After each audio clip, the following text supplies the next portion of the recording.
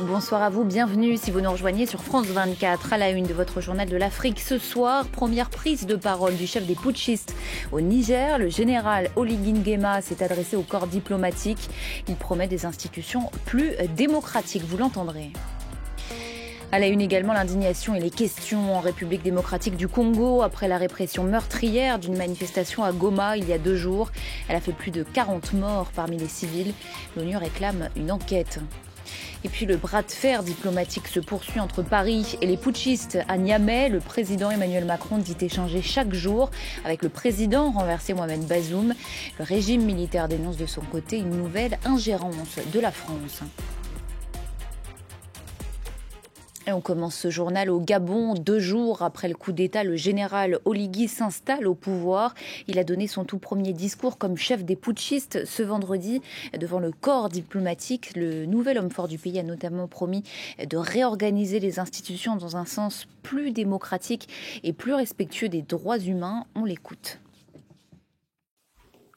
Ensemble, l'armée, à l'issue de la proclamation des résultats, avait pris le pouvoir. Ce qui est tout important pour nous, c'est que nous l'avons fait sans effusion de sang. Parce que nous avons respecté les principes religieux. Ce qui nous a amené à le faire, c'est la situation économique de notre pays et la situation sociale. L'autre titre de ce journal nous emmène en République démocratique du Congo, toujours sous le choc après la répression sanglante d'une manifestation à Goma ce mercredi. Plus de 40 personnes ont été tuées. Un appel à manifester avait été lancé par un groupe religieux pour exiger le départ de la MONUSCO dans le pays. Sur place, les réactions se multiplient. La correspondance est signée Aurélie Bazara-Kibangula. C'est une violence jamais vue dans la répression d'une manifestation à Goma, une violence illustrée par des vidéos diffusées sur les réseaux sociaux. On peut y voir des militaires en tenue d'élite tirer des corps inertes et les empiler dans un camion ou encore ouvrir le feu en pleine rue. Au moins 43 personnes ont été tuées selon le gouvernement, un bilan bien plus lourd selon plusieurs ONG. Alors que s'est-il passé mercredi à Goma alors qu'une secte mystico-religieuse avait appelé à manifester contre la MONUSCO malgré l'interdiction des autorités? Sur ce point, les versions divergent. Selon le gouverneur militaire de la province, Constant Ndima, l'armée est intervenu après la mort d'un policier lapidé par une foule. Il affirme qu'il s'agissait, je cite, de jeunes drogués et que la situation devenait incontrôlable. Une version démentie par la société civile et plusieurs témoins. Il nous explique que les militaires sont intervenus vers 4 heures du matin, bien avant que la manifestation ne commence. Il nous parle même d'un assaut de l'armée dans un des quartiers de la ville où les manifestants commençaient à peine à se réunir. Alors la société civile dénonce un usage excessif de la force et les condamnations se multiplient. Human Rights Watch demande la suspension et la poursuite des responsables militaires qui ont ordonné ce recours à la force. Le gouvernement congolais a annoncé l'ouverture d'une enquête. Au Niger maintenant, l'inquiétude monte autour du maintien de l'ambassadeur français dans le pays. La France ne prendra de décision que sur la base d'échanges avec le président renversé Mohamed Bazoum. On fait le point sur les relations entre Paris et le régime militaire à Niamey avec David Gilberg. La situation de l'ambassadeur français à Niamey pourrait s'accélérer ce week-end.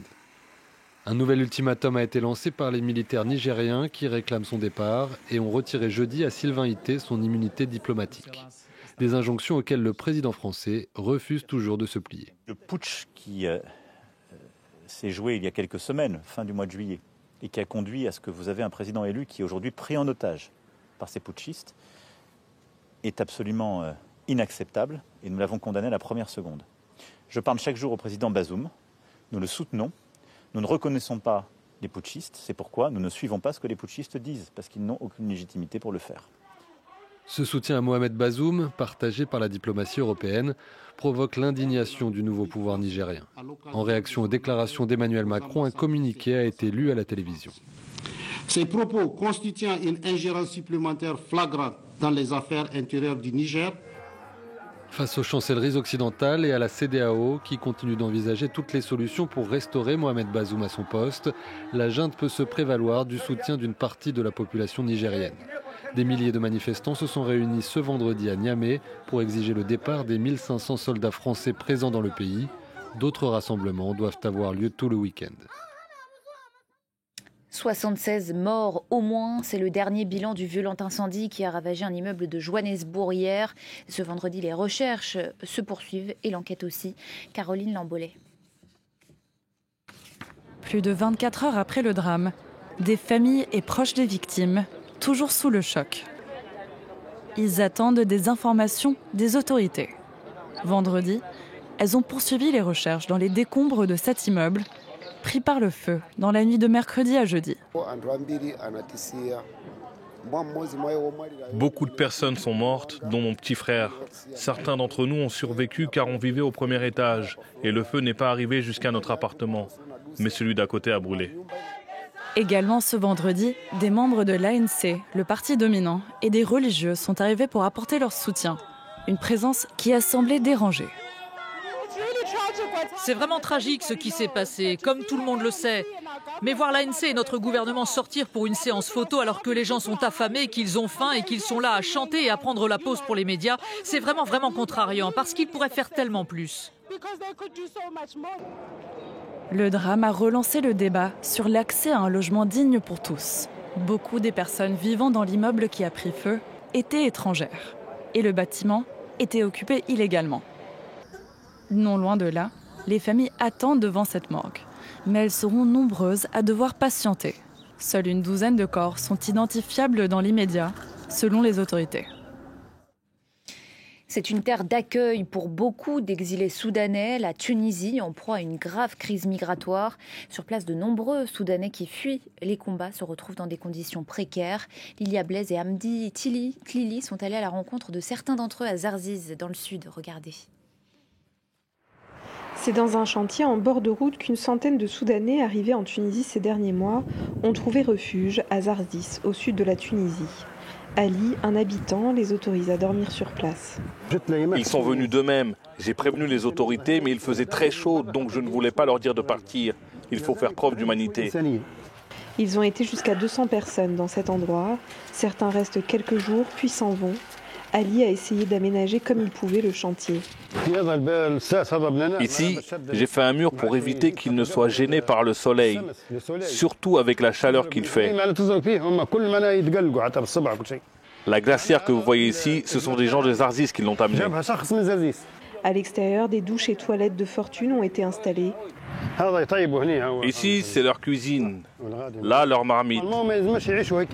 C'est pas l'idéal, ni normal. Personne n'est supposé vivre ainsi, mais je ne peux pas les mettre dehors. Ali et les habitants des alentours aident bénévolement, mais cette situation reste plus que précaire et beaucoup de migrants ne savent pas où aller, comme nous l'explique ce Soudanais. Il n'y a pas d'autre solution qu'une prise en charge par les ONG. Elles doivent nous aider. On ne peut pas rester comme ça. Nous le retrouvons le lendemain devant une antenne du Haut Commissariat pour les réfugiés à Zarziz. Il attend comme d'autres de se faire enregistrer comme demandeur d'asile. Il ne veut pas parler à la caméra de peur que cela ne pénalise sa demande. Un autre, Abdou Djebar, vient d'avoir une convocation pour un rendez-vous dans 2 mois. Je n'ai nulle part où aller, ni dormir, pas de quoi manger ou m'habiller. Tout le monde ici vit au bord des routes. Le HCR a accepté de nous répondre par email. L'organisme onusien confirme qu'il y a eu une augmentation ces derniers mois des arrivées de Soudanais en Tunisie et dit travailler en coordination avec les autorités tunisiennes pour leur porter assistance. Un mot de football avant de se quitter avec ce match. Dans le match qui se joue entre le Sénégal et le Rwanda sur fond de désaccord entre les deux fédérations sur le lieu de réception du match en question. Il va finalement se jouer au Rwanda le 9 septembre prochain, aux Grandes Dames du Sénégal. Un feuilleton sur lequel revient pour vous Eliman Dao depuis Dakar. Mané, Edouard Mendy ou encore Nicolas Jackson, les stars de l'équipe nationale du Sénégal de football, ne seront pas du voyage à Kigali pour affronter le Rwanda pour ce match retour des éliminatoires de la Coupe d'Afrique des Nations, différents à opposer les deux fédérations, celle rwandaise et celle sénégalaise. Sur le lieu de réception de ce match, un accord n'a pas pu être trouvé et le Sénégal a dû être obligé de se plier à la décision de la Confédération africaine de football qui a donné raison au Rwanda que ce match devait finalement se jouer à Kigali et non à Dakar. Et la solution qu'a trouvée la Fédération sénégalaise de football, c'est d'envoyer son équipe B, on va dire l'équipe A' à Kigali. Une décision qualifiée d'antisportive par de nombreux observateurs du football africain. Ce vendredi, face à la presse, la Fédération sénégalaise de football a donné ses explications. Nous sommes déjà qualifiés contre une équipe qui est éliminée. Donc c'est un match qui n'a pas d'enjeu en réalité, mais pour lequel le résultat est important parce qu'en fait, nous n'allions pas avec des armes à la baisse. Non, nous allions pour jouer un match de qualification pour la 6e journée. Je crois que ça c'est important. Ce n'est pas parce que nous avons pris ce groupe-là pour aller simplement pour meubler. Non, on ne meuble pas. On va dans la compétition.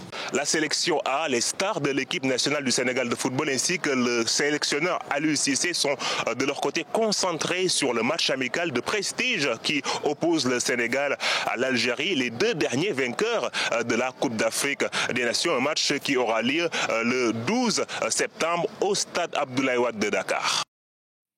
Fin de ce journal, merci pour votre attention. L'information continue sur France 24, restez avec nous.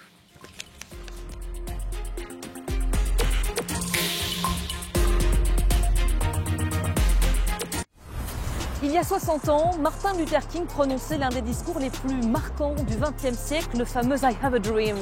Nous sommes retournés sur ses traces à Atlanta, cette ville qu'il a vu grandir, organiser aussi sa lutte pour les droits civiques. Le chemin pour l'égalité entre noirs et blancs semble ici encore long.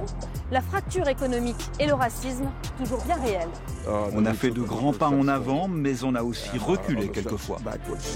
La dignité, l'importance et la valeur des Noirs ne sont toujours pas respectés.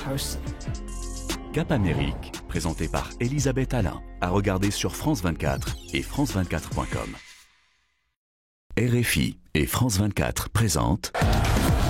Le Café des Sports, votre émission 100% football, c'est tous les vendredis. Débat passionné, échange sans concession, pour une analyse complète de l'actualité sportive de la semaine.